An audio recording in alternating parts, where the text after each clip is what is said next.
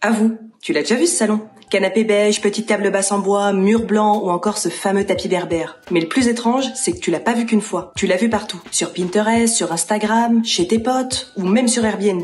On vit quand même dans une époque fascinante. L'époque du style universel. Que tu sois à Paris, à Lisbonne ou encore à Montréal, nos intérieurs se ressemblent de plus en plus. Et donc une question dérangeante se pose. Est-ce qu'on décore encore pour nous ou pour plaire aux autres? Là où avant on feuilletait des magazines, aujourd'hui on scrolle. Donc ce qu'on voit le plus, on finit par l'aimer. Les algorithmes nous montrent tous la même chose. Et ce qu'on pense aimer, c'est souvent juste ce que l'on a vu au moins 50 fois. Ce phénomène a un nom, la standardisation esthétique.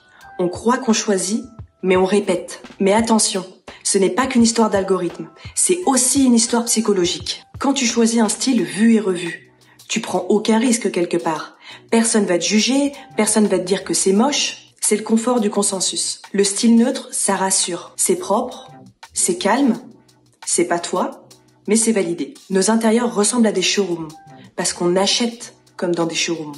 On n'a plus besoin d'imaginer, on va prendre ce qu'on voit, et du coup nos intérieurs, ils racontent plus une histoire, mais ils vont montrer une tendance. Est-ce que c'est grave? Non, mais c'est un peu dommage. Parce que un intérieur, c'est pas une copie de Pinterest.